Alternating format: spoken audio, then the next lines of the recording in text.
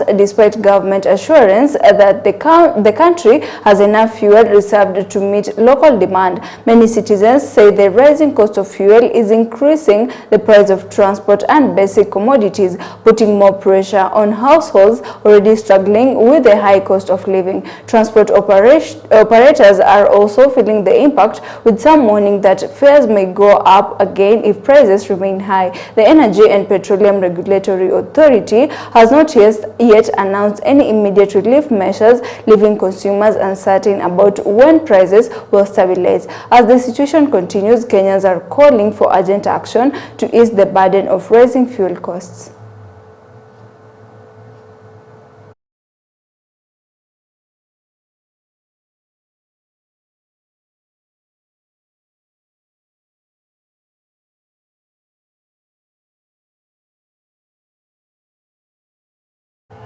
And still on that, former Chief Justice David Maraga has criticized the government for failing to take divisive action to protect Kenyans from the rising cost of fuel, saying the situation continues to affect ordinary citizens. He noted that fuel prices have a direct impact on the cost of living, including transport and food prices, and warned that continued inaction is deepening the economic pressure on households across the country. He called for urgent and practical measures to stabilize fuel prices and ease the burden on Kenyans who are already struggling with the high cost of essential goods and services. Serikali kama ilikuwa inajali maslahi ya Wakenya, ingeondoa ushuru kwa mafuta. Tunalipa zaidi ya shilingi 82 kwa ushuru peke yake kwa kila lita. Serikali kama ilikuwa inajali maslahi ya Wakenya, ingeondoa hiyo ushuru au ingerudisha hiyo ushuru sawa, ndio Wakenya waweze kupata nafuu. Sasa tuko na shida ya hiyo mafuta na maisha bei ya maisha itaendelea kuwa juu. Tukizungumzia habari ukiuliza ni nini serikali imefanya, walituambia hata wale ambao walileta hiyo mafuta ambao ilikuwa chafu na ilikuwa bei ya juu watachukuliwa hatua. Hakuna hatua imechukuliwa. And away from that, President William Ruto has concluded his 4-day walking tour of Kisii and Nyamira counties after commissioning several development projects across the region. The head of state launched key projects in Bomachage Chache, South Mugirango and Bonchari constituency aimed at improving infrastructure, service delivery and supporting local development. Residents turned out in large numbers to welcome the president during his tour, and celebrations marked the commissioning of the project in different areas. The visit is part of the government's continued effort to promote equitable development and improve living standards across the country. Mtajitayarisha kuja kusoma hapa masomo ya matibabu, nurses, clinical officers, wale wengine wote watatusaidia kuendesha mambo ya matibabu katika mahospitali yetu. Mnasema tuendelee ama tuendelee? So hii college tujenge. Mnasema tujenge hii college yenu. Vile vile mimi nataka niwaeleze ya kwamba katika kupanga mambo ya Kisii tumesema ile siasa ya zamani, siasa ambayo inabagua Wakenya wengine, siasa ya ukabila na chuki, tumeifungia mbali. Ndio tumesema vile tulikuwa hapa chama ya UDA, chama ya ODM na ile chama zingine ambazo tuko pamoja katika broad base, tumesema hatutaki tena siasa ya kugawanya Wakenya. Ndio mimi nikatengeneza serikali ya kuunganisha Wakenya wote ya broad based, ndio tuondoe chuki, tuondoe ukabila, tuondoe mambo ya ubaguzi, tuunganishe Wakenya kwa sababu umoja. And former Deputy President Rigathi Gachagua has warned police against being used to harm civilians, urging them to remain professional and protect Kenyans. Speaking in Kagema, he cautioned that security agencies should not be influenced by political leaders. He referred to the recent event in Kikuyu and warned against repeat of such incidents, calling out President William Ruto and Interior CS Kipchumba Murkomen over the alleged misuse of police, insisting officers must serve all citizens without bias. Mimi nataka kuambia polisi, nyinyi ni ndugu zetu na ni dada zetu. Na muomba kwa heshima, msitumiwe na Ruto na Murkomen kuua watu, kwa sababu mwaka ujao Harambe. Mimi niambia polisi, niambia OCS wa hapa, niambia OSPD, niambia officers nimeona hapa, huyu Ruto na Murkomen wanatumia nyinyi vibaya. Mwaka ujao tunawafukuza waende nyumbani. Hawatakuweko kulinda nyinyi, hawatakuweko kulinda nyinyi. Pale Kikuyu OSPD alikataa kuumiza watu. OCS anaitwa Mutua wakashikana na Ichongwa na askari ya RDU wakaumiza watu. Mimi nataka kuomba police officers across the country, please don't break the law. Don't kill the people of Kenya because Kasongo and Murkomen wanataka kuchoma nchi hii. William Ruto amejua ataenda nyumbani. Huyu Murkomen anataka kuleta fujo na furugu ndio ate Ruto asimamishe kusikue na uchaguzi. Tunataka kuambia William Ruto, upende usipende, kutakuwa na uchaguzi next year ya kupeleka wewe nyumbani. Now, CS Kipchumba Murkomen has urged new National Police Service recruits to uphold patriotism, professionalism, and strict adherence to the Constitution as they begin their duty of serving Kenyans. He said this during the Embakasi Police Passing Out Parade held at the National Police Service Training Grounds in Embakasi. He noted that recruits have trained alongside fellow Kenyans from different regions and backgrounds and call on them to maintain unity in the service. Always carry the values of patriotism, of nationalism, of bipartisanism. That is a value that has been ingrained in you. Number two, I have been told that you have been properly trained on the constitutional principles of human rights. And those principles enable you to understand how to treat every Kenyan. You become courteous to those Kenyans. You become firm when it comes to security. You become firm when it comes to dealing with criminals. When you become firm when it comes to protecting your nation against those that want to harm your nation. But you become gentle when treating citizens of the Republic. You become gentle when you are dealing with our citizens, because you understand that those people have, our Kenyans have also their rights that have been trained, you have been trained to deal with. Because of the challenge I used to lay the foundation of dealing with the criminals, dealing with this criminal enterprise that is being run by politicians for selfish interest. You know, and it's very sad because somebody who just 2 days ago was in government, tomorrow is out there, it looks like a different animal. Once he gets to government, he speaks a different language. That's why the guarantee of safety of the country is yourself, because you must remain steadfast, looking at values and the principles that have been ingrained in you. And because of those challenges, those political and political machinations, I want to say here that we are happy to note that the training curriculum captures issues like crowd control and crowd management. At the moment, that has become among the top security challenges in our country, because people are taking advantage of the challenges that young people have. And therefore, crowd management, crowd control, use of force, including the legal and constitutional principles on when you can be able to use force, have become part and parcel of the training. And that's why you heard the Inspector General of Police speak about cases. And I must say, the IG, that to be very honest, cases of so-called police brutality have really reduced over the years because of the training that has improved.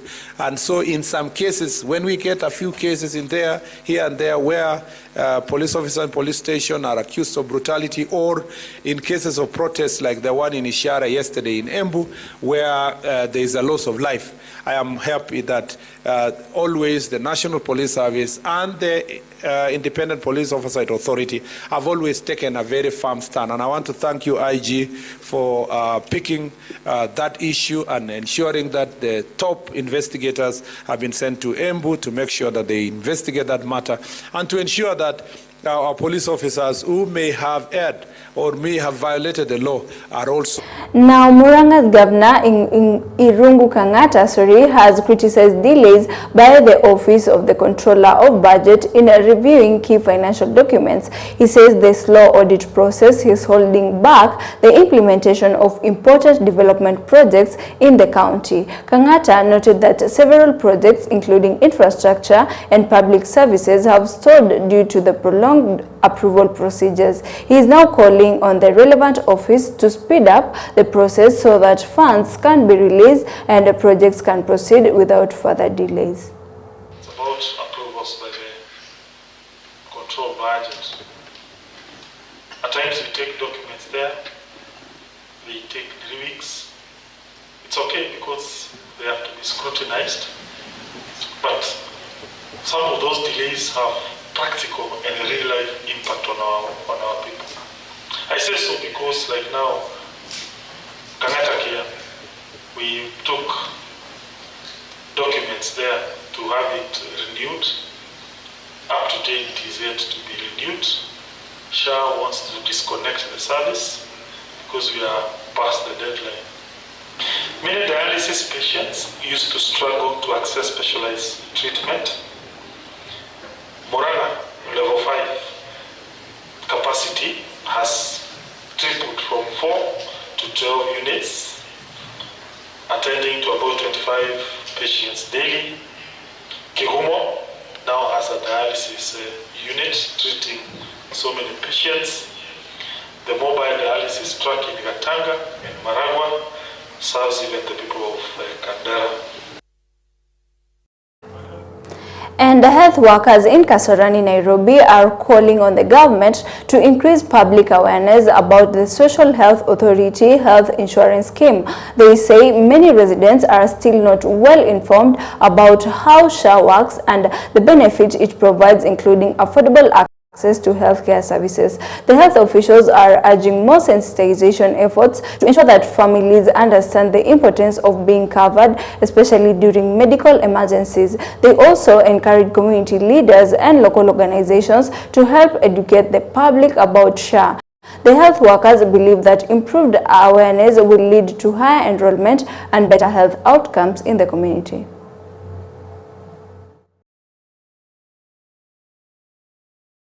Ukienda hospitali hata ya Kanjo unaambiwa lazima uregister SHA na wengine hawana. Ndio maana tumeamua leo tukuche hapa at least tuone kama tunaweza pata usaidizi. The challenge of course is the SHA system.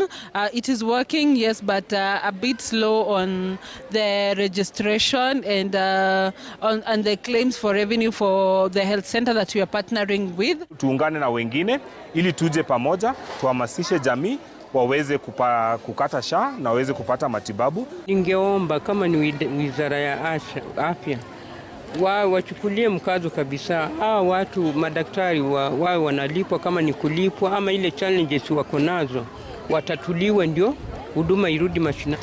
Now, a section of State House perimeter wall along the Kirichwa Kubwa River has been marked for demolition after authorities confirmed it was built on protected riparian land. The directive was issued by a multi-agency team and supported by President William Ruto, who gave a 14-day notice for compliance. If the orders is not followed, enforcement action will be taken. Nairobi Governor Johnson Sakaja has stated that the government must lead by example. He emphasized that the ongoing efforts to reclaim riparian land across the city will apply to everyone without exception.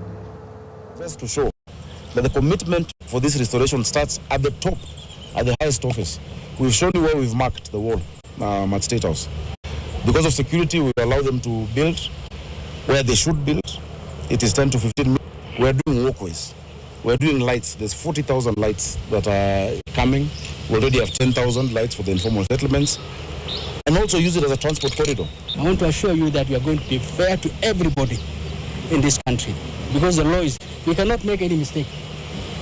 Because you can even go and measure. Go and measure now the width of this river and measure what I have measured you. If there's any wrong thing, come and complain. And the completion of parts of the Lapset Road from Garissa town to other areas in the county have improved transport, especially during the rainy season. Movement of people and goods is now easier and faster. Previously, heavy rains made roads difficult to use, slowing businesses and limiting access to services. Traders faced delays and higher transport costs. Now, better roads conditions have made travel more reliable, helping boost trade and access to schools and health facilities. Kuweka kwa hii barabara kwa tarmac road ni tofauti na wakati ambaye kwa kutembea na barabara ya mchanga. So kwa usalama itatusaidia wakati wa mvua kama huu sasa pia itatusaidia. Sisi tunaombea hapa lo Dubai ni mji kidogo tu sasa tunaanza sahihi. Serikali ataangalia na maisha kubwa. Atalete vyombo, atalete chakula. Sisi ataonyesha kuwa juu kidogo sisi. Mbelele tulikuwa tunasumbuka njia za kupitia nazo, lakini sasa alhamdulillah tunashukuru tumewekewa lami kidogo.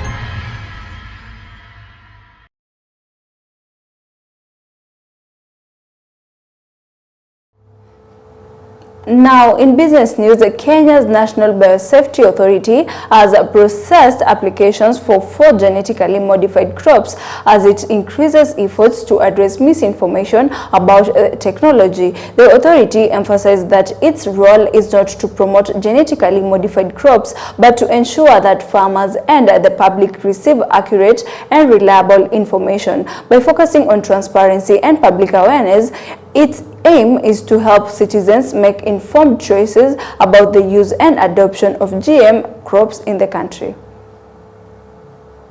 We have BT cotton that is already with the farmers, and that one was approved in 2019. It has been in commercial cultivation since 2020.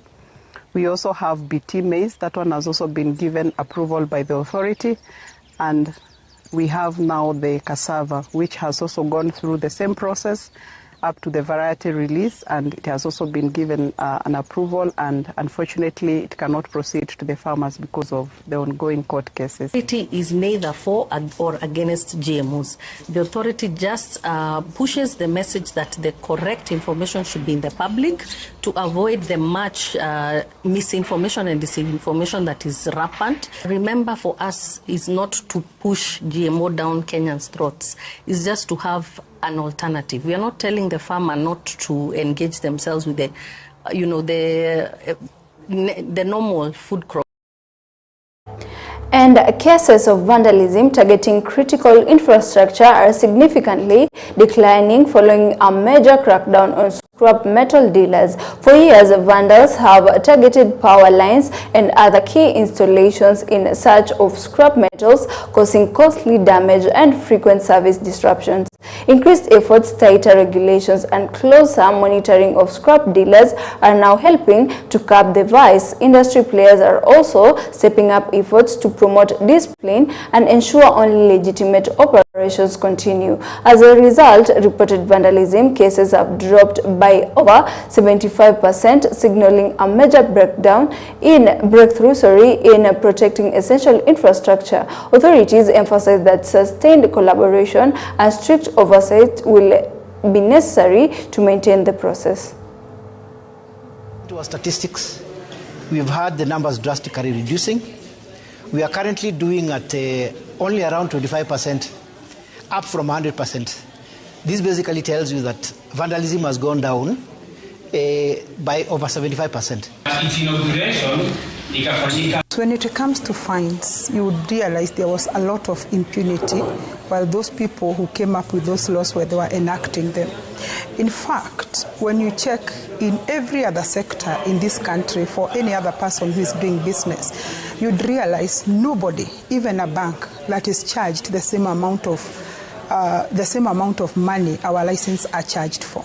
When it comes to fines, in any case that you imagine, just like not having a signboard, you can be charged up to 20 million shillings. And stakeholders in Kenya's procurement and supply chain sector are urging increased investment in women's leadership, highlighting its importance in enhancing governance and accelerating economic growth. The call was made during the opening of the 3rd Women in Procurement and Supply Chain Management Conference held in Mombasa. Public Investors and Assets Management Principal Secretary Siri Swagunda emphasized the need to empower women, noting that doing so is both a social and economic necessity. He pointed out that greater inclusion of women in leadership position will help bridge persistence gap within the sector while also enhancing efficiency and accountability. Participants at the conference underscored the role of women in driving innovation and fostering sustainable development across procurement system. Women constitute over 50% of the procurement workforce. Yet less than 20% hold executive or boardroom positions. This disparity is not only a social inequity, but an economic inefficiency that limits innovations, governance quality, and institutional resilience. When we empower women, we are building stronger institutions faster. When we invest in women, we do not lose, we gain strong institutions, more resilient systems, and more inclusive.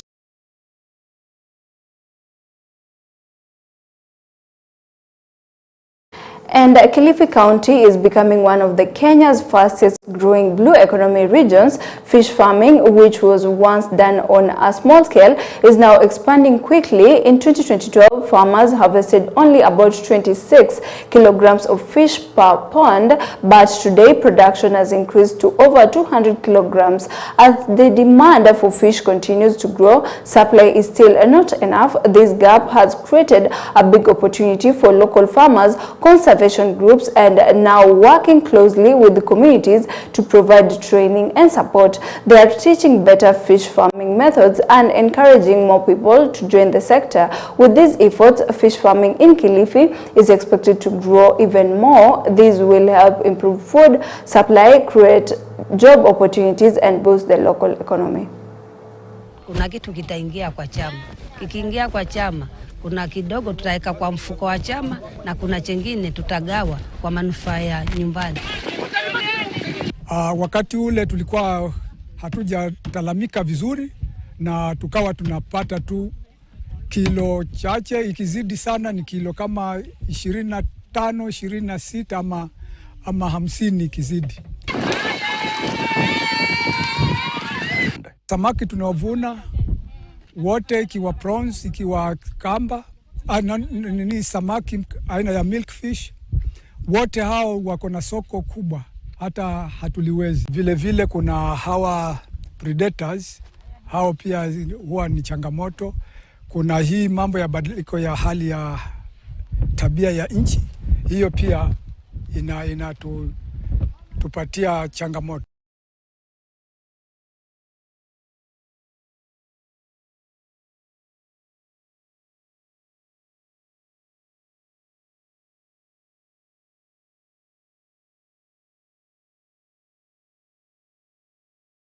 Now, allow me to take you to Gachagua. He is addressing the nation right now in Karen. Let's take a look and see what's happening. Effects of the Middle East crisis. Subsequently, via letter dated 28th March 2026, reference MITI/CS/Volume 1/waiver number 3, signed by Honorable Kenyanjui, CS Minister of Investment, Trade and Industry, addressed to the Honorable P. Wandai, granted waiver for unbenzene parameters in the KSES 158/2025. The following companies were awarded, who are the two lowest bidders: 1 Petroleum and Oryx. These were contingency cargoes with delivery dates on or before 30th March 2026. Thus, but where is the mischief of the oil cartels? William Ruto was well appraised of all these processes and procedures. All the directives were issued by the National Security Council Committee, chaired by Head of Public Service Felix Koskei, Ruto's errand boy.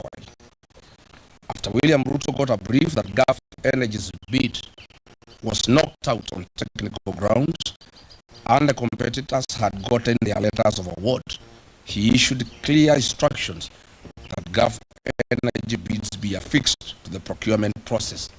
And now the 3rd March 2026, after the awards had been executed. Their delivery was for the 8th to 15th April 2026, which was 10 days past the preferred date range of 28th March to 2nd April 2026. The bid of Gulf Energy was rejected by the Vessel Alignment Committee, State Department of Petroleum. This being William Ruto's proxy company that supplies 80% of monthly cargoes. He exercised political power. Characteristic of him, this is when the head started rolling. He knew that he had lost profit worth billions of shillings. Through a remarkable architecture, conman attitude, William Ruto orchestrated a terrible propaganda that the fuel supplied was substandard despite the comprehensive compliance due process followed by the gallant then government officers. To date, the 3 arrested Kenyans, PS Liban, DG EPRA and MD Kenya Pipeline Company, have had no charges preferred on them. Why? They had no case to answer as they followed and applied the law strictly. The real culprits in this scandal are William Ruto and his broad-based expert, the Honorable Opiyo Wandayi. Concurrently and maliciously, on the night of 5th and 6th April 2026, as this drama was being executed, William Ruto dispatched a high-power delegation led by CS Wandayi, Acting CEO EPRA, Engineer Joseph Okech, and other senior government officials together with Gulf Energy to renegotiate new pricing with the international oil companies whose nominated agent is Gulf Energy, a proxy of William Ruto. These prices were negotiated in Dubai, and if you recall, that is why Opiyo Wandayi was not available when he was summoned by Parliament, as he was negotiating these prices in Dubai to take into consideration the profit of William Ruto in the new price structure. Kenyans now have to pay for the greed and business of William Ruto, not only on the pump, but across all sectors of the economy. Yesterday night, they increased prices of super petroleum by Kenya shillings 28.69 and diesel by Kenya shillings 40.3 per litre, a historic high since Kenya's independence. You recall 2 weeks ago I announced the price increase of 40 because I had information of William Ruto. Mr. William Ruto will earn a profit of Kenya shillings 5 per every litre consumed by the people of Kenya, or the equivalent of 2.5 billion Kenya shillings. From the 500 million litres to be supplied for the regional consumption. Since the inception of the so-called G2G agreement, Mr. William Ruto has earned a cool of petroleum products to the region.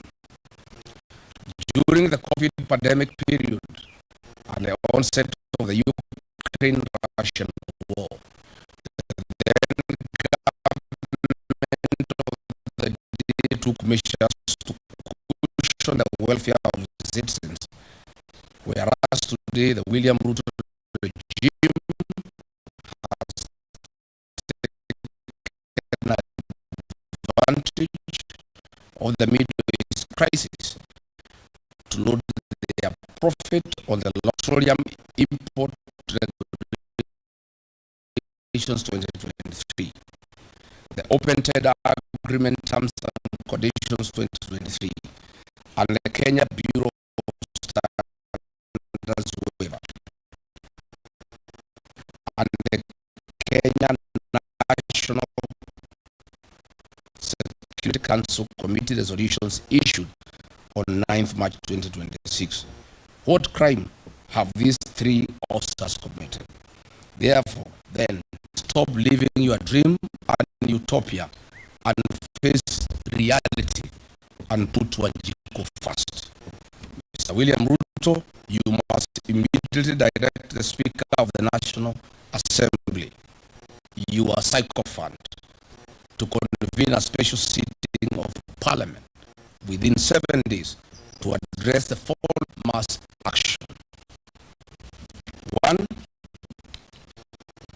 To cancel the so-called government-to-government petroleum framework, as it involves hard-picked oil marketing companies that represent the William Ruto interests.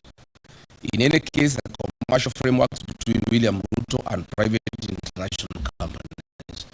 We want to explain that this is not government to government circumstances. If it was government to government, these Middle East companies will be working either with NOC or with Kenya Pipeline Company, not private companies owned by William Ruto. So there is nothing like government to government deal. It is government to William Ruto proxies and companies. We unequivocally demand for the immediate resignation for Energy and Petroleum, Mr. Opio and I, and being part of this scandal. We want to ask the suspend the implementation of the National Infrastructure Fund and use the proceeds collected from the sale of equity in Safaricom PLC from effects of the April 2026 historic fuel price adjustment. On taxation relief to Kenyans, we demand the suspension of the road maintenance levy that was increased from 18 shillings to 25 shillings per every litre of fuel. We also demand the suspension of the affordable housing levy. We also demand the suspension of unwarranted NSSF deductions that are punitive and are used to finance President William Ruto's single-source infrastructure projects. We also demand that Parliament remove VAT on fuel products. We are saying on behalf of the people of Kenya that that is the irreducible minimum. And if there is no action taken on the part of William Ruto, we shall announce further measures to the people of Kenya to force William Ruto and the National Assembly to act in the best interests of the people of Kenya. Thank you. Well, there we go.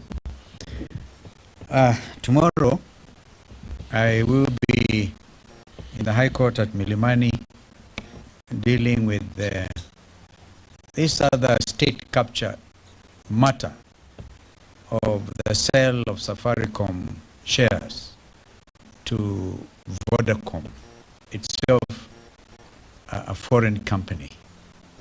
So although in our statement we have highlighted that whatever the proceeds out of that, and we'll be in court tomorrow. So we will now invite our brother JB Muturi to give some highlights, make some further comments, and after that we'll have brother Fred Matiang'i, and finally Eugene Wamalwa will make the final comments. JB.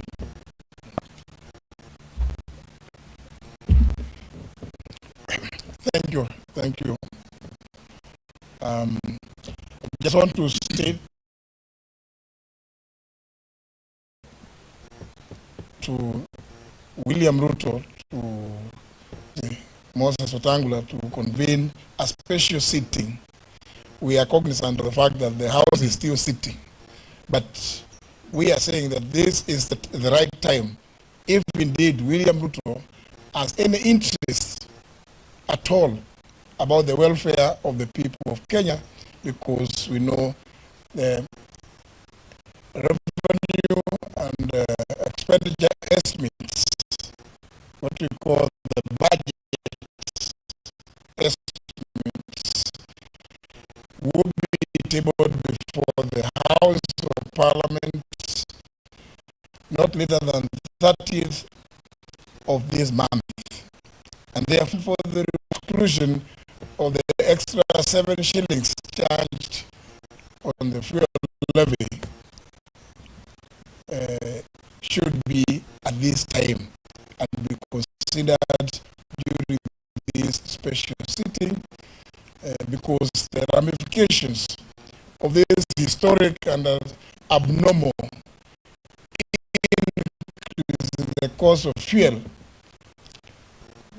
are enormous, and the implications will spread to all sectors of our national economy and affect the socio-economic fabric of this country. In conclusion, I just want to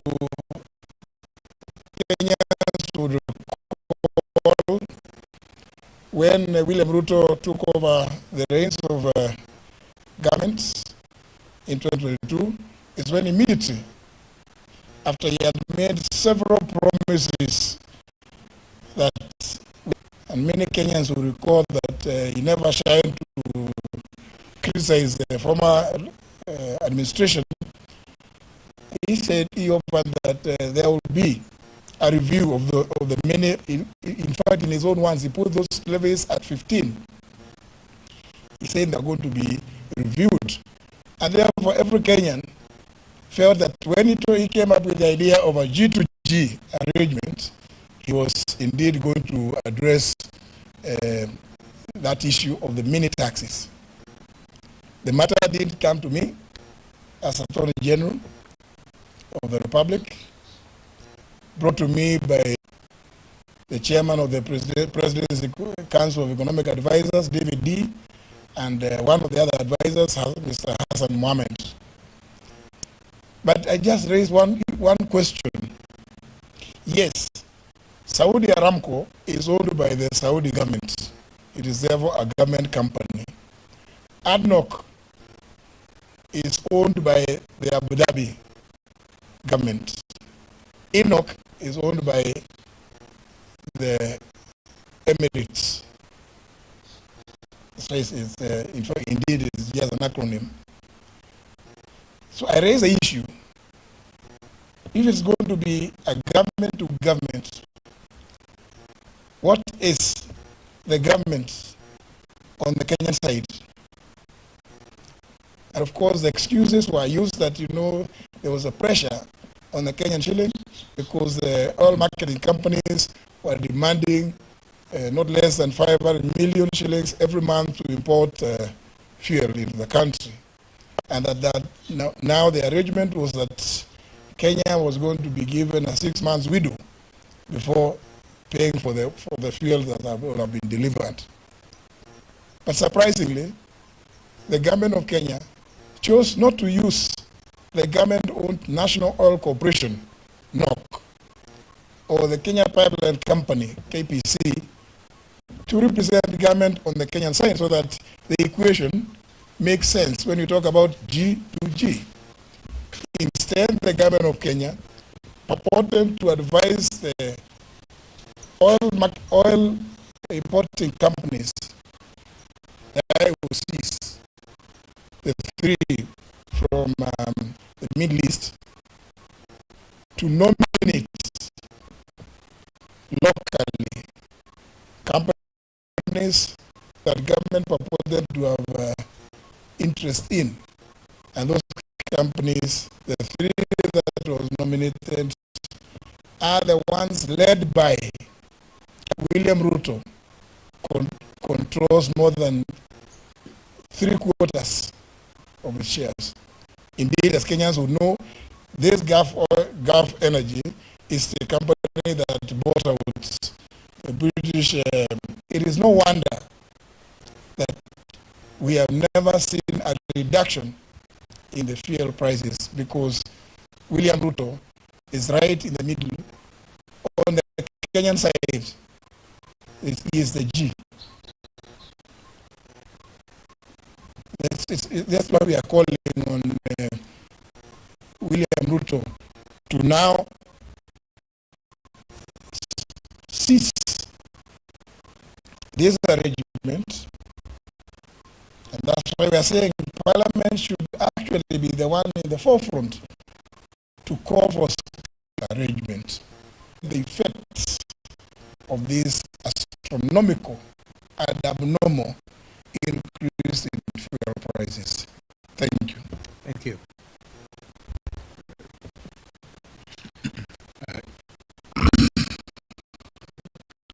In addition to what my colleagues have said, when we were reflecting on this issue this morning, the 3 points that need to be in a lengthy and detailed statement we have put out is that, one, a lot of information on this matter has come to us, the leaders of the opposition. This is because there are so many Kenyans out there deeply frustrated by the way this administration is managing our country. I sought to ask the question all the time, in this era of information and liberal availability of information, it cannot be that the government and its leaders are doing this in the hope that the public will not know. Two, it's astounding the level of conflict of interest involved in this matter.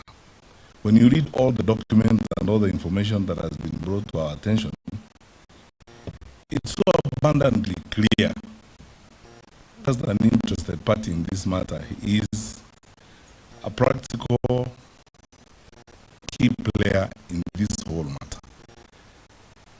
And our president is now faced with that conflict of interest where the people of Kenya and the businessman and the practitioner that he is in the business environment. Because for the private sector in this country, the leader of our nation is a predatory competitor. And he can't hold that position of competitor and regulator at the same time, because obviously you can see the result and effect of it. It's untold pain and suffering of our people. Lastly, I hate to say this, I always hope I'm wrong on some of these things, because just 4 years ago, before we left the government, we warned the country about the number of these things. I was the previous administration when we saw some of these things, and pointed out that these our friends do not have the capacity to be fair arbitrators and leaders of agreement considerably. If this issue is not dealt with, this matter of oil, I think we haven't seen the worst yet in terms of the direction our economy is going to take and some of the things that are going to happen as a result of the conduct of government business. So when we do so because we love our country, we are patriotic, we are responsible people, and we have a moral duty to point out to our fellow citizens when we think we in the affairs of our country. Our leaders need to make that painful decision. Are they going to be leaders, regulators, managers of the affairs of our country and therefore the custodians of our people's welfare, or they are going to be If you sat down with Kenya Private Sector Alliance, the Kenya Association of Sector people working in our country and investing, working very hard in our country, some of them in low tones, some of them in extreme frustrations of the things that happen, give you evidence that our country is headed the wrong direction. And we are asking these questions not because we are negative about these things, but because we are also alarmed at all these things that are available. And we want to, lastly, on behalf of my colleagues, thank the Kenyans who have given us this information. You had my three colleagues who spoke before me, Honorable Gashawa, Honorable Kalonzo Musyoka, and Honorable Muturi. All this information that we have, a lot of it every day is coming to us from Kenyans who are very concerned. We thank them. We want them to know that we appreciate their forthrightness and their commitment, and we remain open. Please give us more information on this, because we have been taken through this oil business by government officers and public officers who are willing to share information, who are equally concerned and very, very frustrated by the way the affairs of our country are being run. We will work with them. My last point is to assure them that in us they have very worthwhile partners. We are also hopeful about our country, and we are asking them not to lose hope even as they find themselves in those circumstances. Help is on the way. We are turning the corner soon.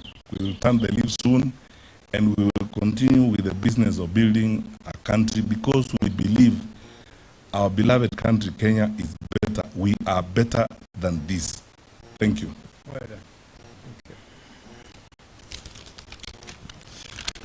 Asanteni sana. Nafikiri wenzangu wameongea Kiingereza mingi, watajaribu lugha ya taifa. Na niseme ya kwamba Wakenya wenzangu,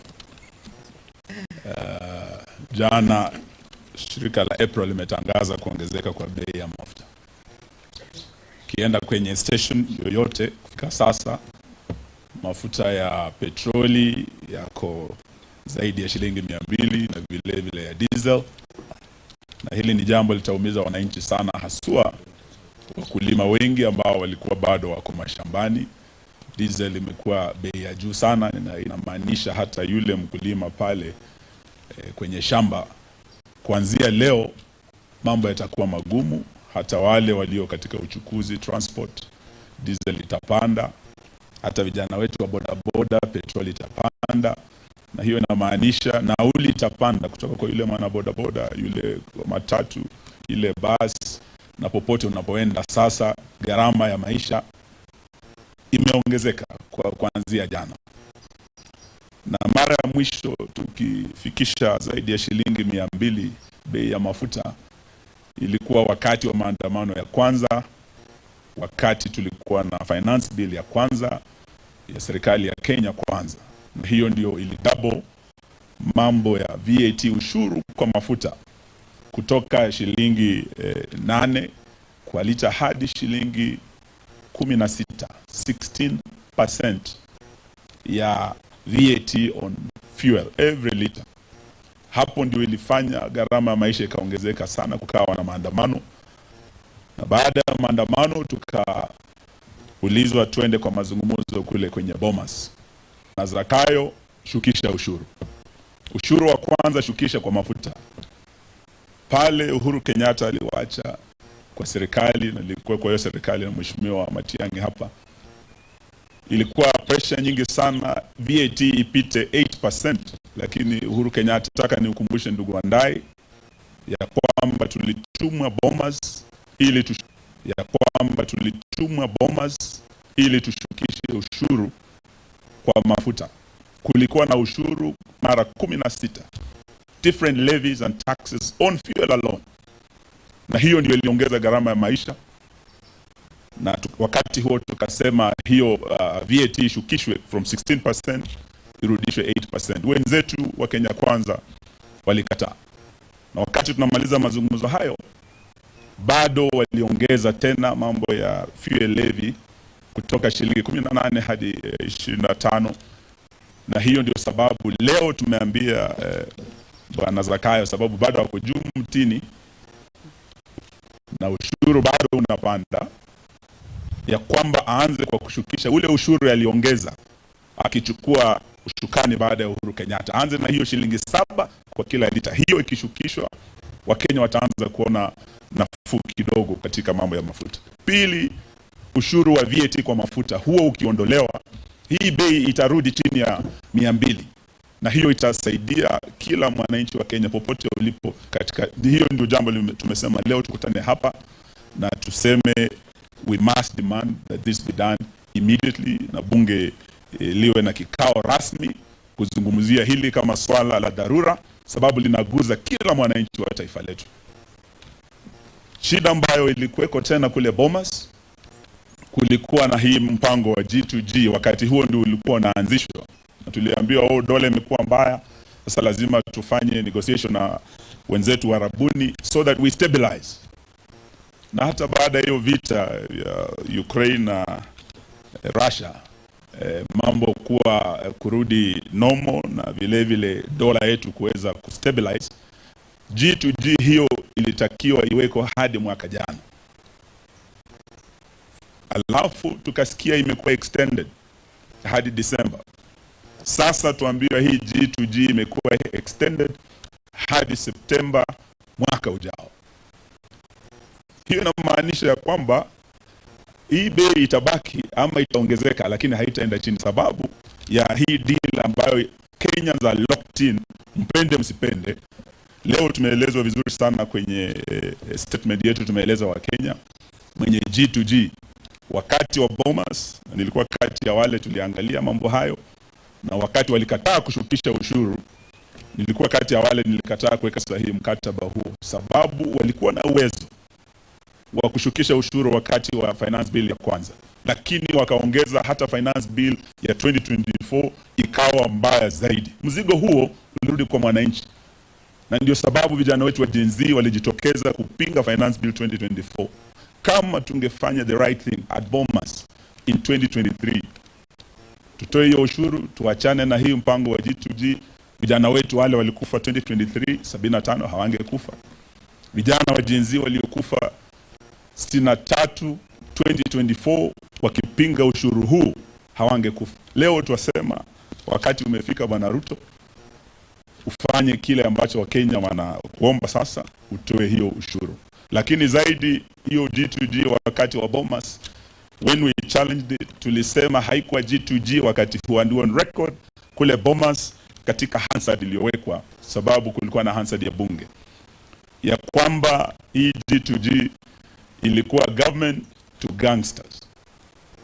Upande wa Uarabuni ilikuwa ni serikali, mashirika yameambiwa na aliyekuwa Attorney General ya serikali. Lakini upande wetu tukatoa mashirika ya serikali, tukaweka kampuni zetu za kibinafsi. So it was government to gangsters.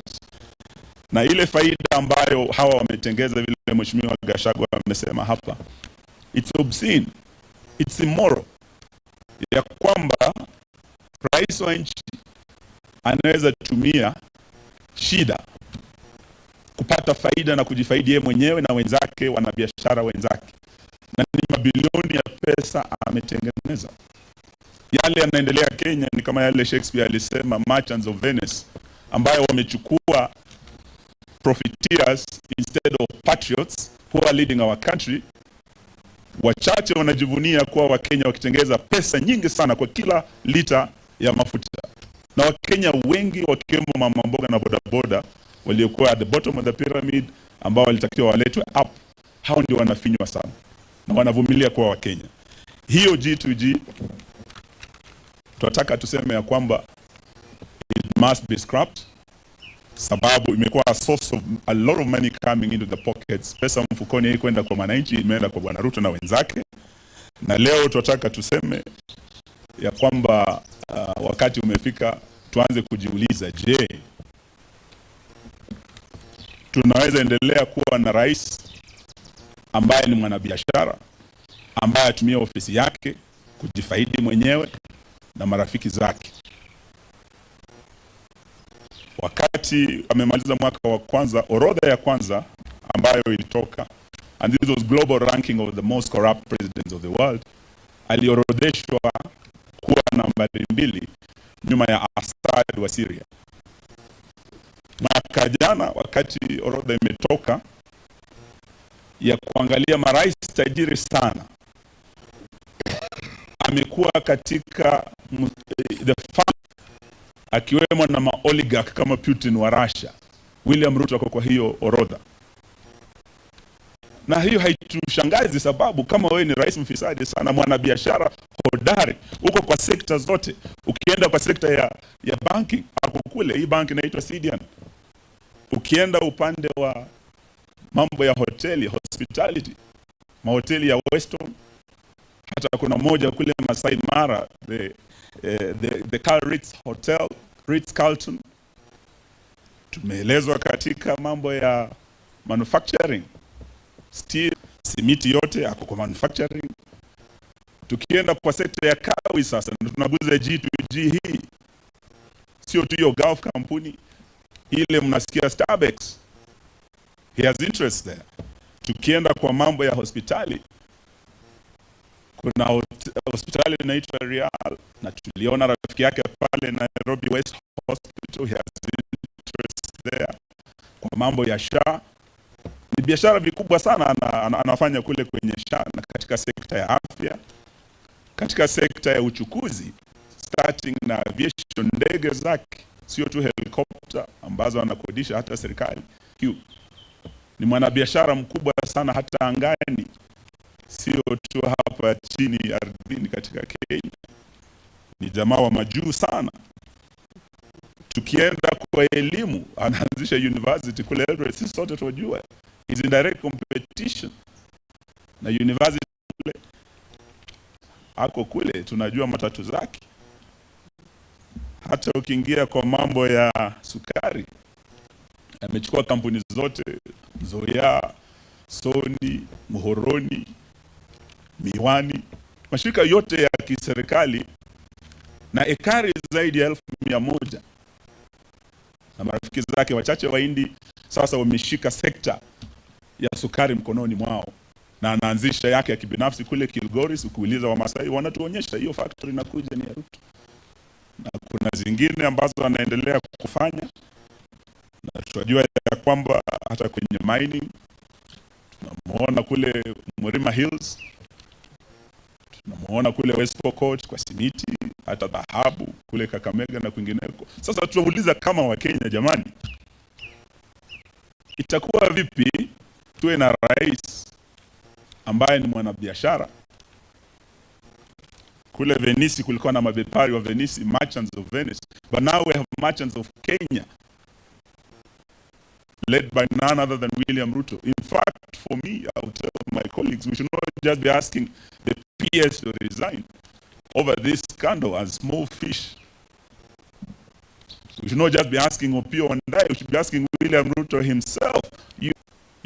And this goes on even in the region beyond our country. Your gold in the DRC and diamonds, the blood gold with Sudan, with the RSF.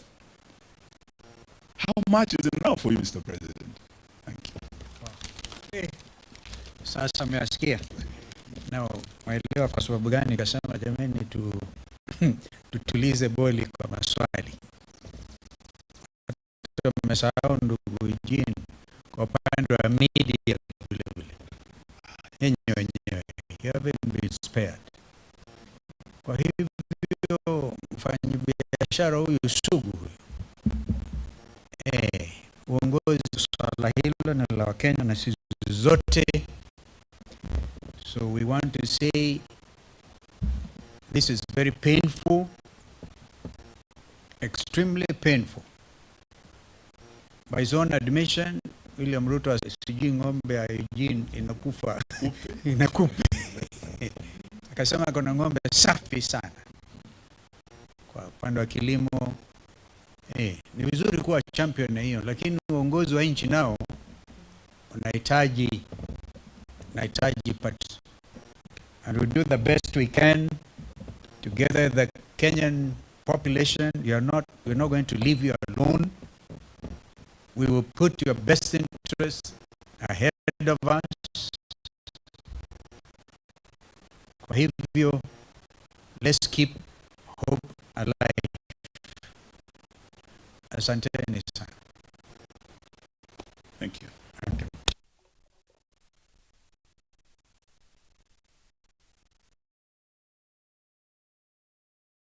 Well, those ones are the opposition leaders led by former Deputy President Rigathi Gachagua. We've seen Fred Matiang'i, we've seen Wiper leader Kalonzo Musyoka, and among leaders, they're just criticizing the government on the rise of fuel prices that was announced that's yesterday on 14th of April. Well, more of that will be coming your way later on at 4, 7 and 9 p.m. news. And that's where we wrap up EBN News at 1 p.m. I'm Leticia Afandi. Enjoy the rest of your viewing.